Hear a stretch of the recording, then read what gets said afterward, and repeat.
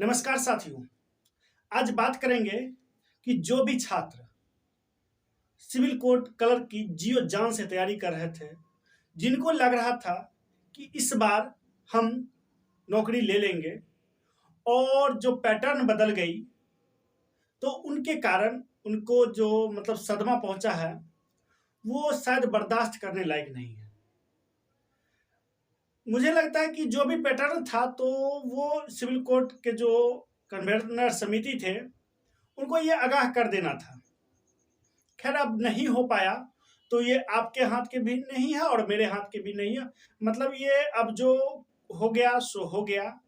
अब आगामी भर्ती पर लग जाइए।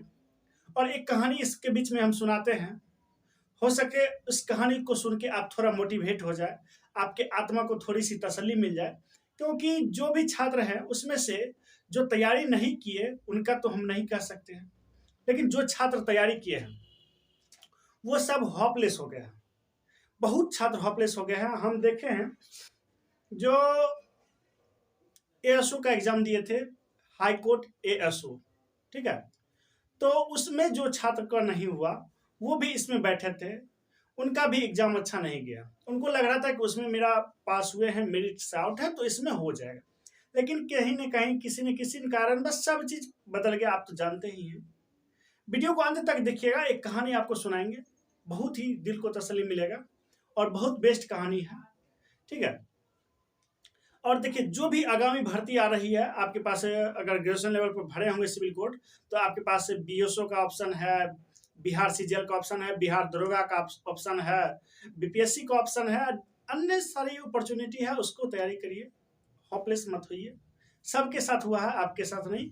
और रिजल्ट इसमें एक कटअप का भी बात करेंगे हम, कटअप का भी बात करेंगे कि कटअप क्या जाने वाली है। ऐसे तो मेरा अंदर से आत्मा नहीं करता है कि कटअप का हम बात करें, लेकिन जो शिक्षक लोग कोर्स बेचने वाले हैं इंटरव्यू का, तो उसमें थोड़ा सा हम सोचे हैं कि हम भी कुछ कटअप का चर्चा कर दें, क्योंकि हम भी एग्जाम में बैठे हैं। तो मैं भी अपना एक्सपीरियंस आप लोगों के बीच साझा कर दूंगा। और देखिए जो आज तक एक्सपीरियंस साझा किए हैं लगभग वो सटीक रहा, लेकिन यही सिविल कोर्ट में थोड़ा सा मुझे लग रहा है कि ऊपर नीचे हो सकता है, क्योंकि ये एक पैटर्न ही अलग था। एग्जाम का सब चीज अलग था, ना रीडर से मिला ना स्टेनोग्राफर से मिला, सब चीज अलग हो गया था। तो इसका हो सकता तो अलग होगा, लेकिन हम कटअप भी बताएंगे। आप वीडियो को अंत तक देखिएगा, एक कहानी तब तक सुन लीजिए। एक बाज होता है और बाज का जो उम्र होता है आप लोग जानते होंगे या नहीं जानते होंगे। बाज का जो उम्र होता है वो 70 साल का होता है। तो बाज जो पक्षियों का राजा, वो उसका जो नजर होता है इतना ज्यादा तेज होता है कि 1 किलोमीटर 1.5 किलोमीटर तक जो वस्तु उसको दिखाई देता है वो एकदम अच्छे से देख लेता है और एकदम सटीक निशाना लगा के उसको वहां से उठा लेता है। और उसका पंजा इतना तगड़ा होता है कि वो पंछी को इतना तगड़ा जकड़ लेता है कि पंछी छूट नहीं पाता है और उसको मार के वो खा जाता है। ये सब आप लोग जानते ही होंगे। लेकिन उसका जो उम्र 70 साल का होता है वो कैसे बीतता है वो हम बताते हैं। जब उसका उम्र, बाज का उम्र जब 30 से 35 का वर्ष होता है, 40 के प्लस होने लगता है, तो उसके जो नाखून होते हैं वो नाखून जो है टेढ़े होने लगते हैं। और उसका जो चोंच होता है, पैनी नुकीला जो चोंच होता है, जो किसी भी जीव को, छोटा मोटा जीव को एक चोंच लगाने के बाद वो उसको धराशायी करने का क्षमता रखता, वो भी उसका बड़ा होने लगता है और बड़ा होकर वो भी टेढ़ा हो जाता है। और धीरे धीरे उसका जो पंख है वो भी अपना आकार बढ़ता है, बढ़ता है, बढ़ता है, इतना बढ़ जाता है कि उसका खुद का पंख से उसका उड़ना मुश्किल हो जाता है, इतना ज्यादा भारी हो जाता है।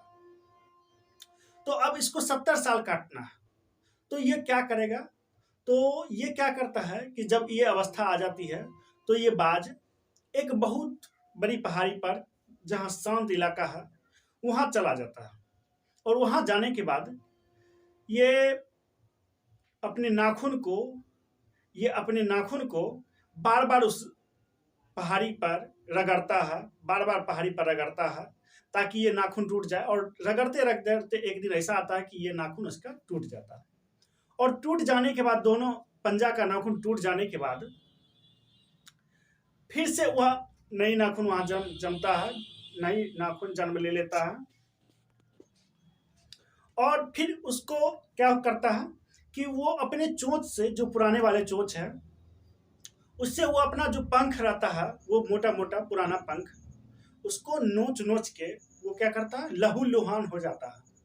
तब भी नहीं छोड़ता है, वो नोच नोच के उसको तोड़ के फेंक देता है। और उसके बाद उसका जो चोंच रहता है वो शार्प नहीं रहता, नुकीला नहीं रहता, तो वो अपना जमीन पर क्या करता है, जो पत्थर पर रगड़ रगड़ के उसको भी वो मतलब नुकीला बना देता है। ये कह सकते हैं कि उसको भी तोड़ के खत्म कर देता है। और फिर धीरे धीरे प्रकृति के अनुसार उसका नाखून बढ़ जाता है, उसका नया पंख आ जाता है, और उसका जो चोंच है वो फिर से आ जाता है।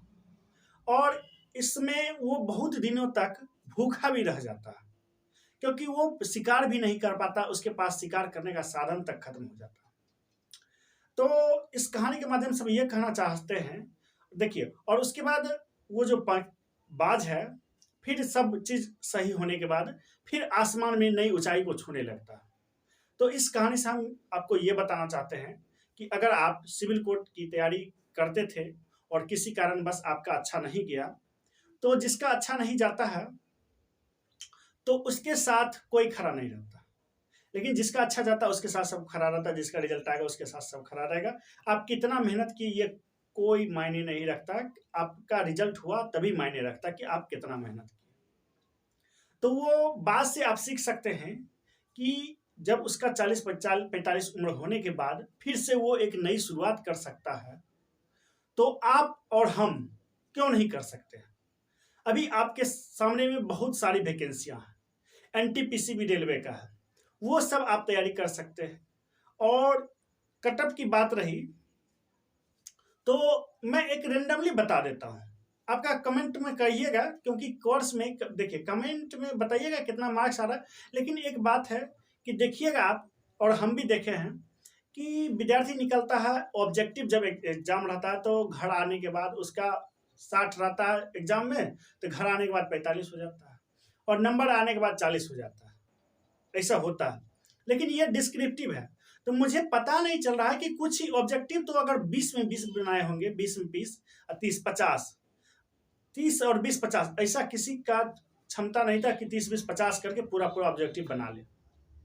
अगर बढ़िया भी बनाए होंगे तो उनका क्या होगा, जो लेटर ऐसे था ये छूट गया होगा, और लेटर ऐसे लिखे होंगे तो उनको जो ऑब्जेक्टिव था वो सब छूट गया होगा। ये आप 100% मान के चलिए।